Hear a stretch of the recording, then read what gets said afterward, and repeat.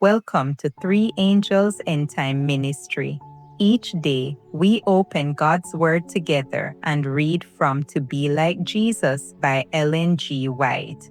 These devotionals are here to encourage you, strengthen your walk with Christ, and remind you that His Word is a lamp unto your feet and a light unto your path. Today's topic is Nature Teaches the Value of Obedience to Law. Before we begin, let us listen to a song of meditation.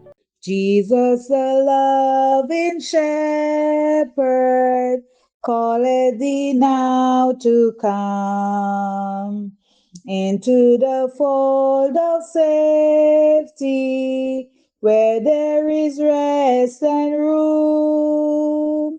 Come in the strength of manhood, come in the morn of youth.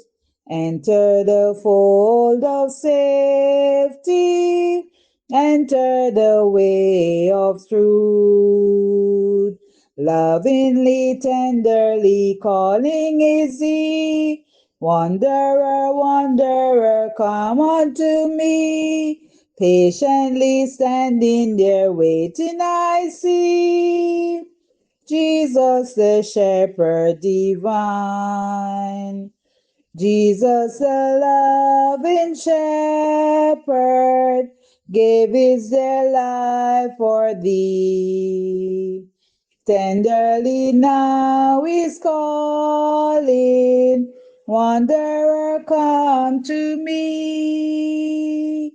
It's for without is danger, come cries the shepherd's bliss.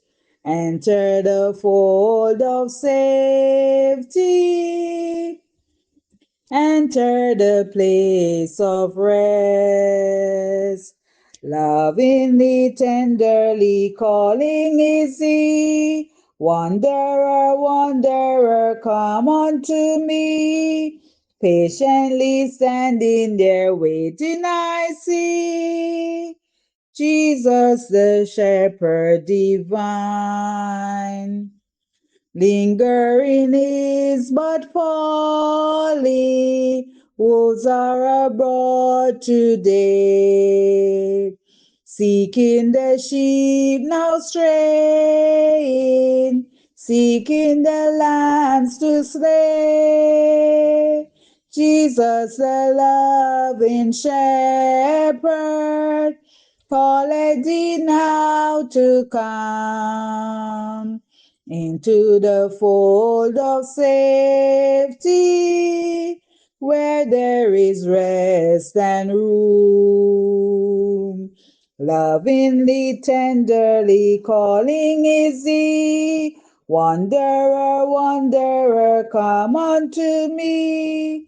Patiently standing there waiting I see, Jesus the shepherd divine.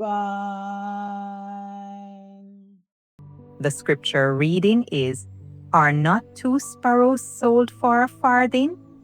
And one of them shall not fall on the ground without your Father. Matthew 10:29. The great teacher brought his hearers in contact with nature, that they might listen to the voice which speaks in all created things. As their hearts became tender and their minds receptive, he helped them to interpret the spiritual teaching of the scenes upon which their eyes rested.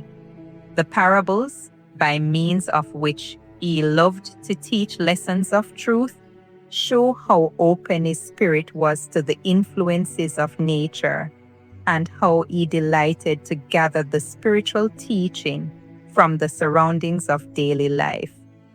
The birds of the air, the lilies of the field, the sower and the seed, the shepherd and the sheep, with these Christ illustrated immortal truth. He drew illustrations also from the events of life, facts of experience familiar to the hearers, the living, the hidden treasure, the pearl, the fishing net, the lost coin, the prodigal son, the houses on the rock and on the sand.